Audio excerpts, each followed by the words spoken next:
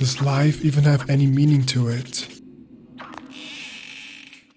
SpongeBob Squarepants is definitely not the show you'd expect to be tackling this exact question, but simply watching the episode SB129 would instantly prove you wrong. It's one of the darkest SpongeBob episodes mainly because it explores nihilism to its fullest, the belief that life has not and cannot have any intrinsic purpose. A worldview that Friedrich Nietzsche once warned us about, because he as well was wary of the great crisis that would ensue once humanity embraced this philosophy.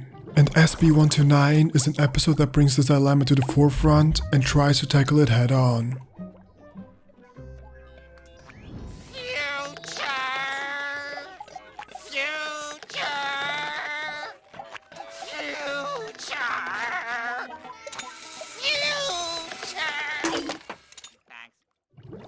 SB129 starts off with our beloved Squidward trying to get some alone time to practice his clarinet.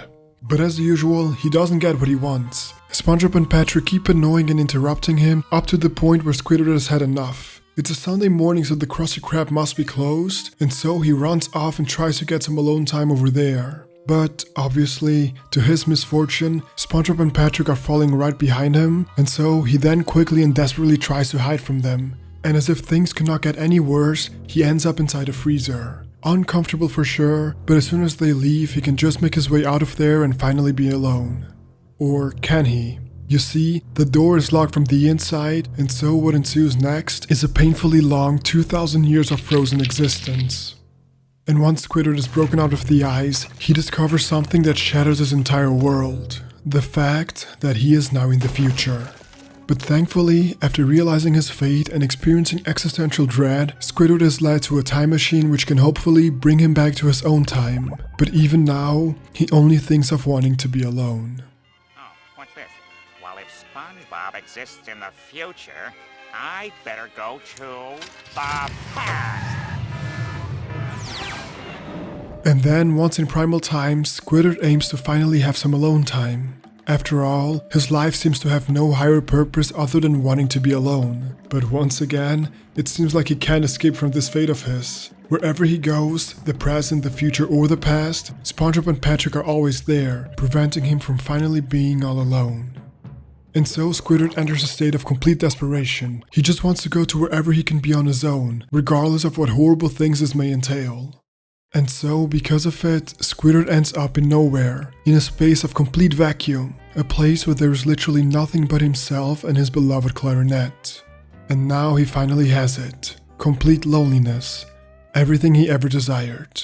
But this is when he's confronted by his own thoughts. With no outside distractions, Squidward now has to finally self-reflect. He's being forced into thinking about things he doesn't want to think about because he's not really looking for answers. He believes that life has no true purpose, and so all he wants is to be left alone and play his clarinet.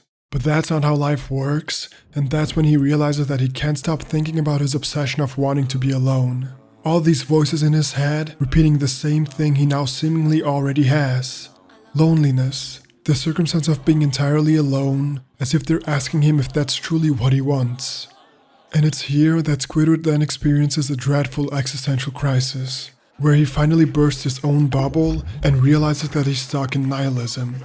And so, Squidward tries his best to leave nowhere. He tries to escape the belief in pursuit of nothing. He just wants to flee this place and go back to his old life because he truly misses all of it, even SpongeBob as well. I wanna go home! I wanna go home! I wanna go home! I wanna go home! I miss Bikini Bottom! I miss my Easter Island head! I even miss SpongeBob! Nihilism can be a very dangerous worldview to embrace. It's basically the belief that not only does life have no intrinsic purpose, but also the belief that there can be no purpose to be found in it either.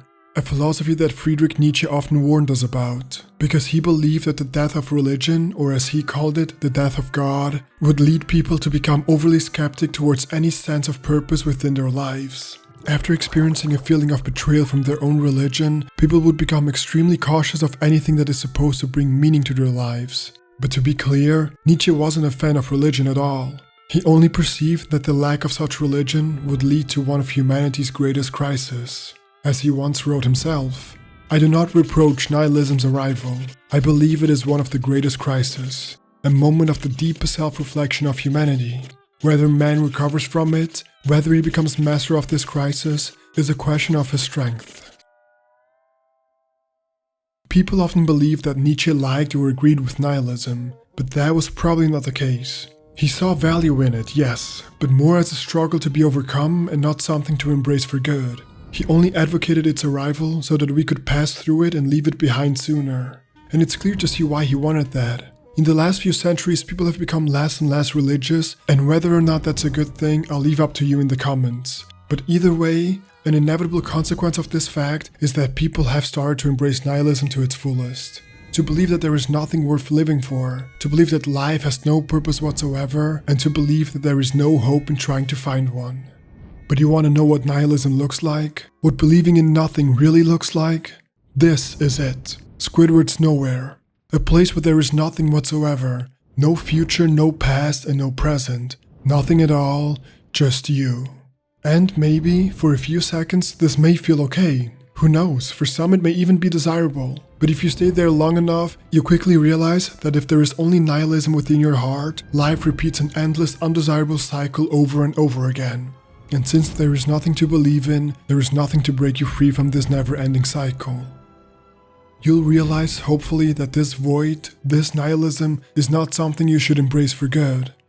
That when you're faced with your loneliest loneliness, you're forced to undergo some form of existential self-reflection. And that's not necessarily something bad, no. But the resolution to that self-reflection needs to help you to get away from nihilism, to help you find and embrace what the purpose of your life is, or to help you realize that your life in itself is the purpose of your living. But just like Squidward, who after realizing this exact fact went back to his old habits, so too could you end up in an endless cycle of meaninglessness, since simply because you realized your faults does not mean that you've moved past committing them. You have to look deeper within yourself and embrace some form of existentialism to find something truly meaningful within your life. A concept that is further discussed in my previous Squidward video. So I hope that these two videos may somehow help you with overcoming nihilism, that they may help you overcome this never-ending crisis. I hope you're now aware that you can't stay in nihilism's nowhere. Thanks for watching, guys. Feel free to subscribe and check out one of my previous videos right here. This channel is all about digging deeper into the meaning of life and how we can get there through video games, movies, and TV shows. So if that interests you, make sure to subscribe and share it with the people you love. See ya!